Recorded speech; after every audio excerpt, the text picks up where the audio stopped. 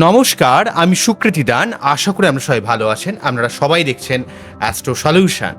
আজকে আমি আলোচনা করব যে সমস্ত সিংহ রাশি বা লগ্নের ক্ষেত্রে জুলাই মাস কেমন যাবে এবং কোন ব্যাপারে আপনাদের সাবধান হতে হবে, কোন জায়গাটা পজিটিভ রয়েছে, সব কিছু নিয়ে পুঙ্খানুপুঙ্খভাবে বিশ্লেষণ করব। আমি এই যে আলোচনাটা করছি, এই আলোচনাটা শুধুমাত্র যে সিংহ রাশির উপর বেশ করে কথা বলছি তা নয়, অনেকটা লগ্নের উপরও কিন্তু কথা বলছি। অর্থাৎ লগ্ন এবং রাশি দুটোকে যৌথভাবে আমি কিন্তু কথা আপনাদের ক্ষেত্রে বলছি। তাই আপনারা মন দিয়ে জিনিসটা শুনবেন। আমি যে ব্যাপারটা নিয়ে আলোচনা করছি সেই ব্যাপারটাকে একটু বোঝার চেষ্টা করবেন আমি কি বলতে চাইছি। প্রথমেই বলে দেখুন, সিংহ রাশি বা লগ্নের ক্ষেত্রে লগ্নে কেতু এবং সপ্তমে রাহু শরীর, মন, মানসিকতা, পাবলিক ডিলিংস, রিলেশনশিপ সব দিক থেকে 2025-এর মে থেকে 2026-এর 5ই ডিসেম্বর পর্যন্ত চূড়ান্ত একটা সমস্যার মধ্যে কিন্তু ফেলেছিল। কবে বললাম? 2025-এর মে থেকে 2026-এর 5ই ডিসেম্বর পর্যন্ত। তার সঙ্গে সঙ্গে আরেকটা কথা বলবো, আরেকটা ডেট আপনাদের বলবো, 2026-এর ফেব্রুয়ারি মাস থেকে যখনই সমস্ত গ্রহগুলো রাহু কেতুর এক সাইডে চলে গেল, তখন থেকে এই কালসর্প যোগের সূচনা হয়ে গেল।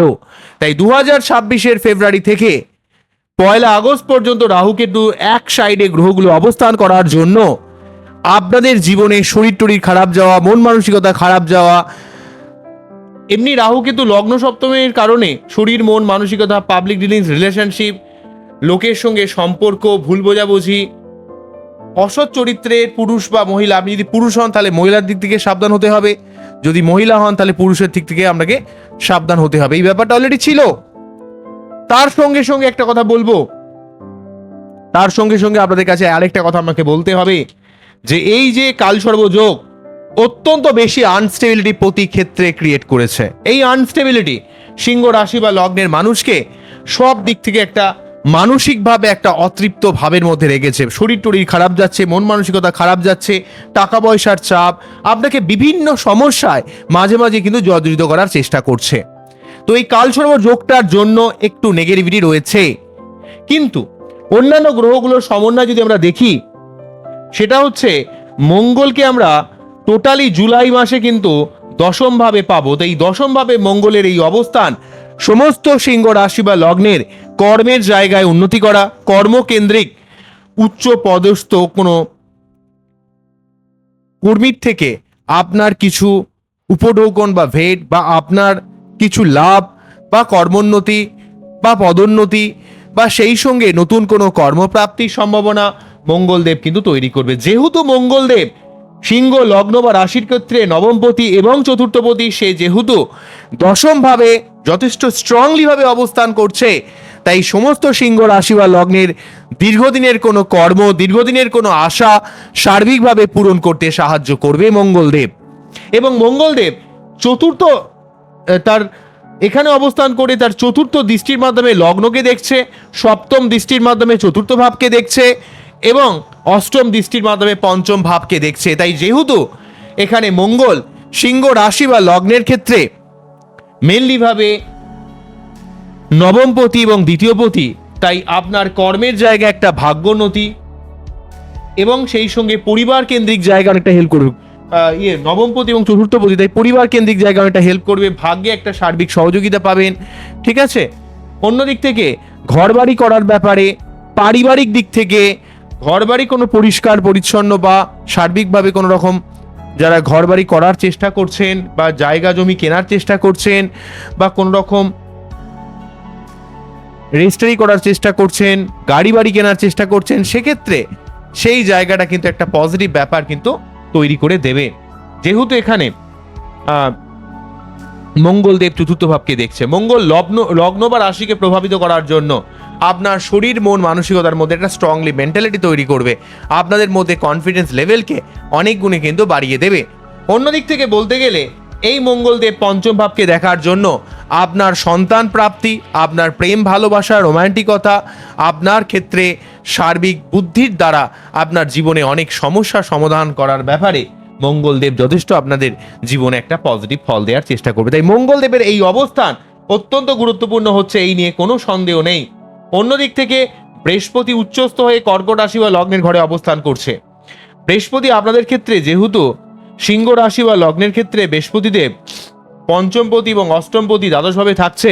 যেই কাজগুলো দীর্ঘদিন ধরে থমকে রয়েছে, যেই কাজগুলো দীর্ঘদিন ধরে আটকে রয়েছে, সেই সংক্রান্ত কাজগুলো আপনার কিন্তু এই সময় অনেকটা সম্পূর্ণ হয়ে যাবে। সেই কাজগুলো এই সময় কিন্তু একটা সার্বিক দিক থেকে সাকসেসের জায়গায় নিয়ে আসবে বৃহস্পতিদেব। বৃহস্পতিদেব উচ্চস্থ থাকার জন্য আপনার সন্তানের উন্নতির দিক থেকে, সন্তানের পড়াশোনার দিক থেকে, আপনাদের নিজেদের পড়াশোনার কেন্দ্রিক ব্যাপারে বা আপনার জীবনে বুদ্ধি খাটিয়ে যে কোনো কাজের জায়গায় একটা সার্বিক উন্নতির ব্যাপারে এখানে কিন্তু বৃহস্পতিদেব যথেষ্ট একটা পজিটিভ রোল প্লে করাবে।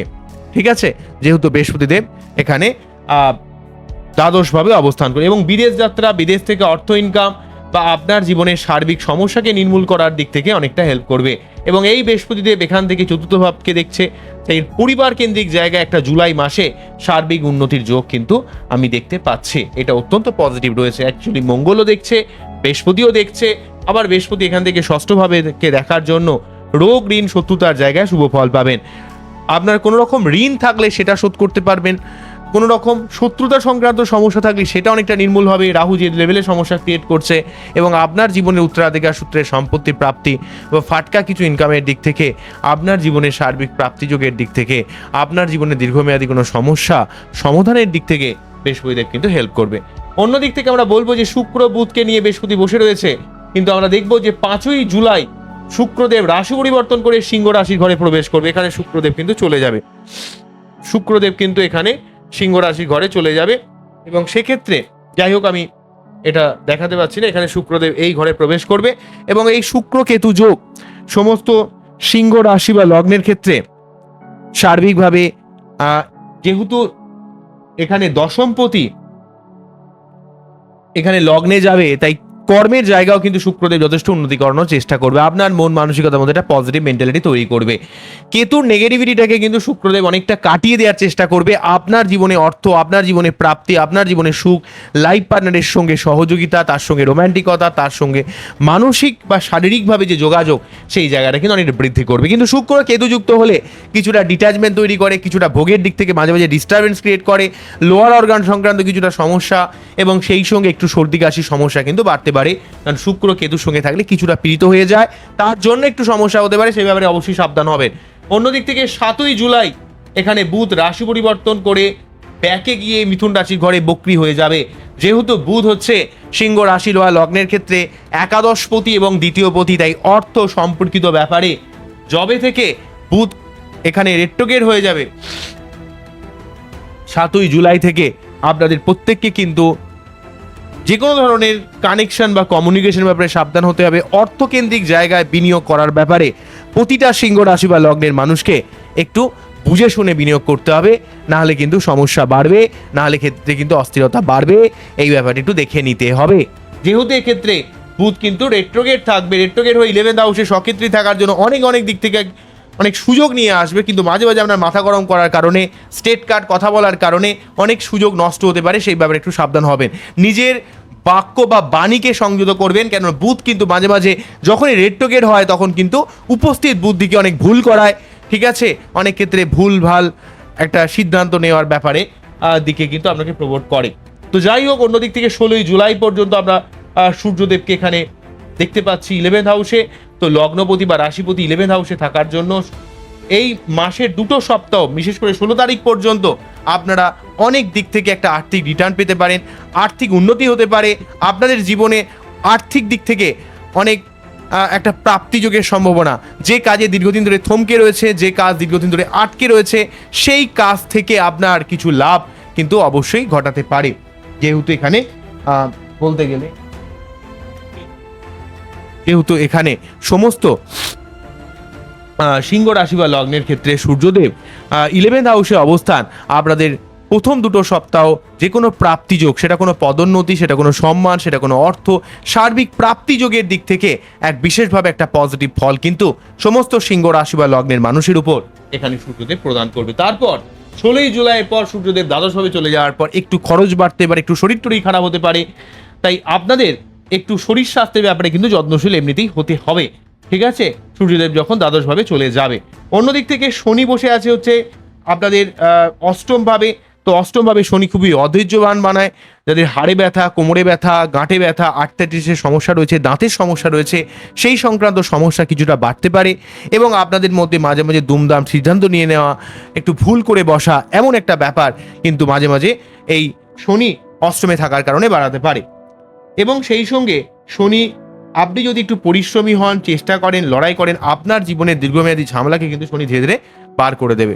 কিন্তু যাদের সিংহ রাশি অর্থাৎ জন্মকালীন সময়ে যাদের ক্ষেত্রে শনি, যাদের ক্ষেত্রে চন্দ্র সিংহ রাশিতে রয়েছে, অর্থাৎ যাদের জন্মচন্দ্র রাশি সিংহ রাশি, তাদের ক্ষেত্রে শনি ঢাইয়ার জন্য অনেক অনেক ক্ষেত্রে অধৈর্যতা, একটা শরীর টরীর খারাপ যাওয়া, ভুলভাল ঝামেলায় জড়িয়ে পড়া, মানসিক একটা অস্থিরতা, অতৃপ্ত ভাব ক্রিয়েট করছে। এবং লগ্নের ক্ষেত্রে যেহেতু সপ্তমপতি অষ্টম ভাবে রয়েছে, তার জন্য লাইফ পার্টনারের শারীরিক অসুস্থতা বা লাইফ পার্টনারের সঙ্গে মাঝে মাঝে একটা শারীরিক বা মানসিক দূরত্ব কিন্তু তৈরি করে দিচ্ছে।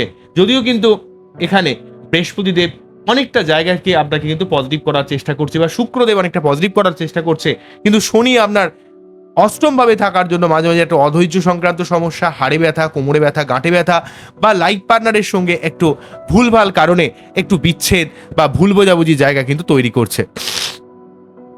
এই ব্যাপারটা কিন্তু রয়েছে। তবে সব থেকে বড় কথা, শনি 27শে জুলাই কিন্তু বক্রি হচ্ছে।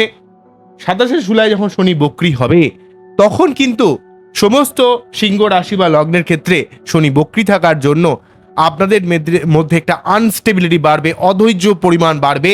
এবং সেই সঙ্গে শনি যেহেতু মঙ্গলকে দেখছে, মাঝে মাঝে আপনারা খুবই স্টেট কাট কথা বলে দিচ্ছেন, খিটখিট করছেন, এই জায়গাটা একটু আপনাদের আগেই বললাম যে বাক্য বা বাণীর ব্যাপারে একটু সংযত হতে হবে।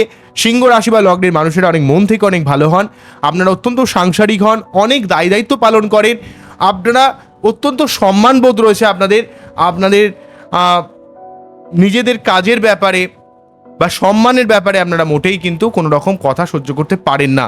যেখানে আপনার সম্মান নেই সেখান থেকে আপনি সরে যান। কিন্তু রাশি বা লগ্ন যদি খুব পীড়িত হয়, অত্যন্ত ডমিনেটিং মেন্টালিটি, অত্যন্ত ইগোয়েস্টিক ব্যাপার, আপনি যেটা মনে করছেন সেটা ঠিক, এই ধরনের ব্যাপার সিংহকে অনেক ক্ষেত্রে অনেক সমস্যার মধ্যে মাঝে মাঝে ফেলে দেয়। তো এই ব্যাপারগুলোর ব্যাপারে একটু আপনাদের সাবধান হতে হবে, এই ব্যাপারগুলো একটু আপনাদের বুঝতে হবে, তাহলে আপনারা জীবনে অনেক অনেক সমস্যাকে সার্বিকভাবে কাটাতে পারবেন। তো যাই হোক, শনি যেহেতু 27শে জুলাইয়ের পর বক্রি হচ্ছে, তখন কিন্তু আমাদের শনিবার নিরামিষ খাওয়া, শনি মন্দিরে পুজো দেওয়ার ব্যাপারটা দেখতে হবে। কারণ শনি বক্রি থাকার কারণে আপনার মধ্যে অত্যন্ত বেশি অস্থিরতা বা অধৈর্য পরিমাণ বাড়তে পারে, এবং লাইফ পার্টনারের শারীরিক অসুস্থতা এবং আপনার ভুলভাল ঝামেলায় জড়িয়ে পড়ার প্রবণতা কিন্তু রয়েছে। তাই এই জুলাই মাসে 4টে গ্রহের রাশি পরিবর্তন। প্রথমে 5ই জুলাই শুক্রদেবের রাশি পরিবর্তন হবে, লগ্নে বা রাশিতে প্রবেশ করবে। 7ই জুলাই বুধের রাশি পরিবর্তন হবে, বক্রি হয়ে রেট্রোগেট হয়ে এইখানে 11th হাউসে প্রবেশ করবে। অন্যদিক থেকে 16ই জুলাই সূর্যদেব রাশি পরিবর্তন করে 12th হাউসে প্রবেশ করবে, এবং এখানে শনি রাশি পরিবর্তন হবে না, কিন্তু শনি কিন্তু এখানে 27শে জুলাই বক্রি হবে, রেট্রোগেট হবে, অর্থাৎ সম্মুখ গতি প্রাপ্ত থেকে এখানে শনি কিন্তু রেট্রোগেট হয়ে যাবে, অর্থাৎ পশ্চাৎগামী হবে।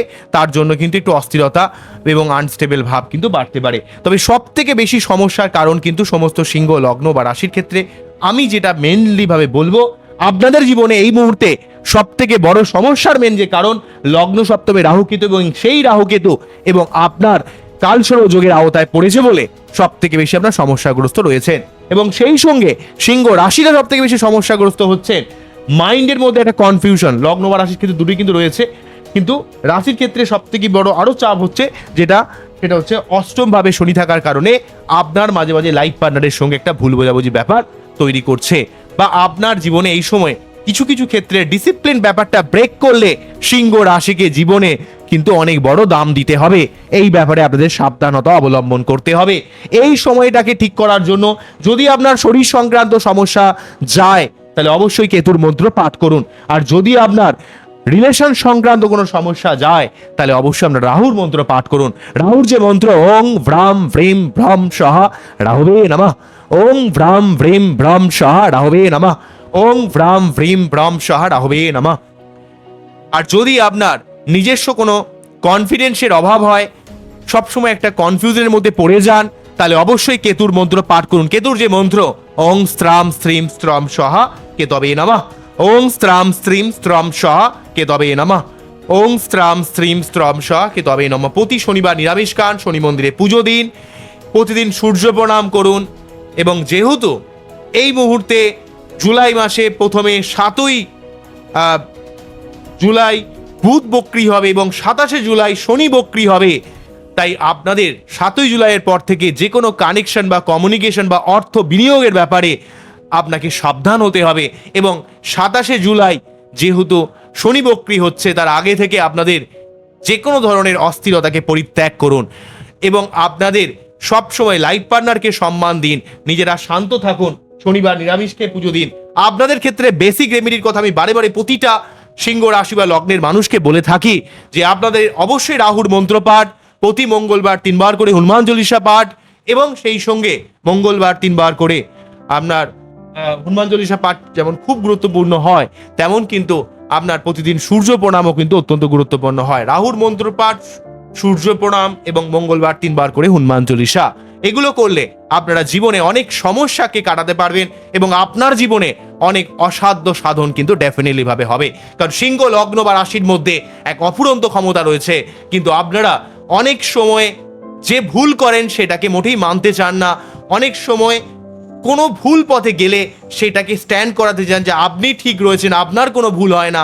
বা অনেক সময় অত্যন্ত বেশি ডমিনেট করতে গিয়ে আপনি হয়তো অনেক কিছু করছেন, তবুও আপনি অনেক ক্ষেত্রে ডমিনেট করতে গিয়ে নিজস্ব যে ভুলটা সেটা মানতে না চাওয়ার জন্য আপনার জীবনে কোনো সমস্যা শুরু হলে সেটা মারাত্মকভাবে তৈরি হয়ে যায় এবং অন্যদিক থেকে আপনাদের জীবনে প্রচুর শত্রুতা ক্রিয়েট করে। অপোজিট সেক্সের মানুষের থেকে প্রচুর শত্রুতা ক্রিয়েট করে। একবার লোন নিলে সেই লোন চট করে শোধ করা যায় না। অনেক ধরনের সমস্যা সিংহ রাশি বা লগ্নের মানুষেরা কিন্তু এগুলোতে জর্জরিত হয়। তাই অবশ্যই আপনাদের বার্থ চার্টে সঠিকভাবে প্রেডিকশন করুন। তবে মেনলি ভাবে যেহেতু লগ্ন সপ্তমে রাহু কিন্তু রয়েছে, তাই 1 আগস্ট পর্যন্ত প্রতিটা সিংহ লগ্ন বা রাশির মানুষকে সাবধান হতে হবে। তবে দ্বাদশভাবে বৃহস্পতি থাকার কারণে একটু ব্যয় বাড়তে পারে, খরচ বাড়তে পারে।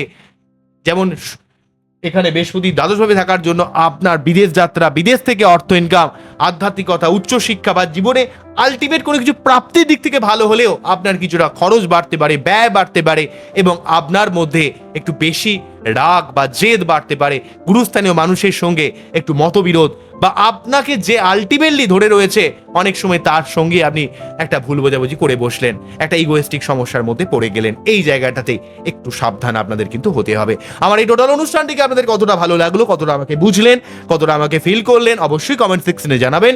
আপনারা খুব ভালো থাকুন, অ্যাস্ট্রো সলিউশন দেখতে থাকুন এবং আপনারা যদি আপনাদের বার্থ চার্ট অ্যানালাইজ করতে চান অবশ্যই আমার স্ক্রিনে যে হোয়াটসঅ্যাপ নাম্বারটা রয়েছে তার সঙ্গে যোগাযোগ করতে পারেন। আপনারা খুব ভালো থাকুন, আপনাদের জীবনে ভালো হোক, আপনাদের ভালোর সঙ্গে সঙ্গে আমারও ভালো হোক।